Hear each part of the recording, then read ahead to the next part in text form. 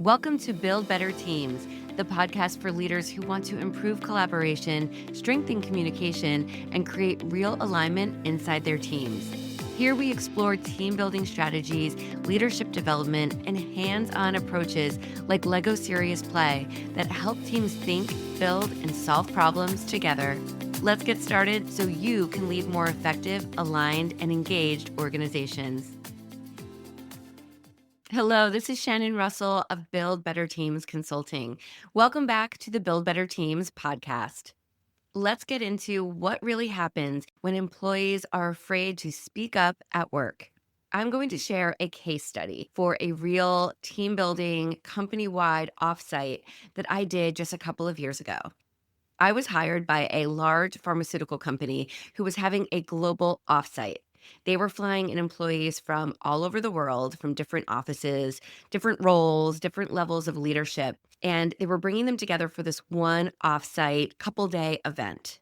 My role was to facilitate a workshop that was all about the future of work for this particular organization. Underneath what was a typical team event, there was tension. There was tension, and the leaders of this organization hired my team and I to come in and figure out what really was at the heart of this problem. See, several offices were closing, teams were merging, and roles were going to be shifting a little bit. There weren't massive layoffs, but a lot of the employees at the existing offices where new people were coming in to were a little worried. And there was a lot of apprehension and gossip going around, and the leaders wanted to really focus on that so that they could nip it in the bud. When I work with teams to set up a Lego Serious Play workshop, I really talk about the goals. And we start talking really early about what do you want out of this event? Because I'm very action focused. I want to make sure that whatever they want to accomplish, I'm setting it up the right way. In my talks with this organization ahead of the event, the leadership could really feel this uncertainty. There was a lot of unspoken resentment, even that some of the employees were just not okay with how things were changing. Instead of another presentation or a panel discussion, this leadership team brought my team and I in to facilitate a hands-on Lego Serious Play workshop. And what was really cool is this took place in a brewery in Pennsylvania. And honestly, it helped a lot. People had a drink in their hand, they were relaxed, they were having conversations. So when I got there with my team, we were ready to go.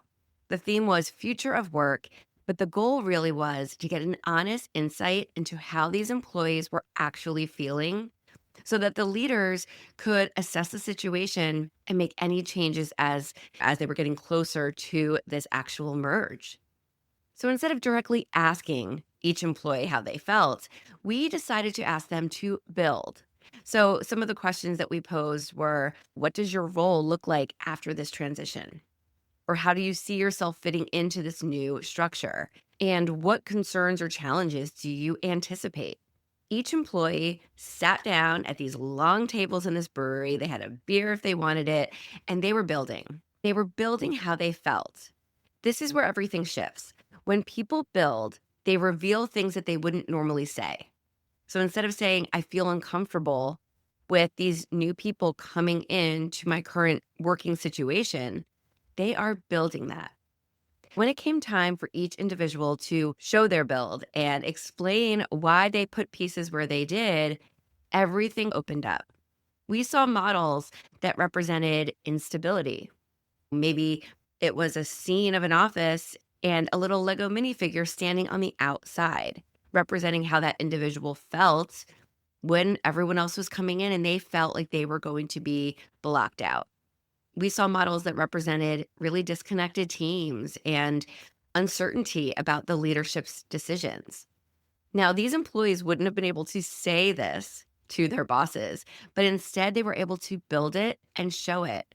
And we, my team and I, were able to see this, make notes, and be able to give a report to leadership after this so that they knew how their employees were really feeling. The other thing we saw was camaraderie. We saw hope because people were building what they wanted to see happen after this transition.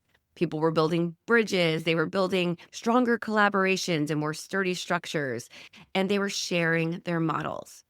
And something really important started happening. They were listening to each other. They were not only seeing what their coworker had built, but they were listening to what their coworker had to say. There's no interrupting, there's no defending, there's no conversations. It's build, present, share, listen. And if there's feedback, yes, maybe feedback is given, but otherwise, there's laughs and there's connection. And they're realizing, wow, I am not the only one who feels apprehensive. And that's what we started seeing around this room. The tension wasn't hidden anymore. People were being honest, and they weren't talking about the potential negative aspects of this merger. They were talking about what can be done to rectify the situation so their worst fears don't come true. Everything was visible, it was shared, and most importantly, it was really understood. That's the power of changing how your team can communicate. Because if this organization just had a meeting over Zoom, right? Because everyone's in separate offices. If they had a meeting over Zoom and they said, how is everyone feeling about this transition? Are you apprehensive? What do you think would have happened? You would have gotten surface level answers if you got any answers at all. But by having everyone together, having them build, having them share, we got down to the truth. And as I said, after every workshop that I lead, I create a detailed report for the organization. And this is where a lot of the real value comes in, because now these leaders or these event planners, whoever it is that hires me, gets a report that they can now bring back and make an action plan based on it, because there's actual feedback, actual quotes from employees, from team members. There's tangible evidence of how people are feeling. It's not just about what happens in the room, it's about what you do with it after. It's really important to outline the themes, the common themes that we observe as this workshop is going on, and any concerns that kept showing up, any repeated worries that were being brought up. These are all opportunities that leadership can lean into. And it really gave them something that they didn't have before, and that's clarity. And with that clarity, they were able to make a plan to stop the chaos before it occurs, so that everyone can come together where they're not feeling that way. There's no more assumptions, no guessing. This is real insight from their people, not just what leadership thought their employees were thinking.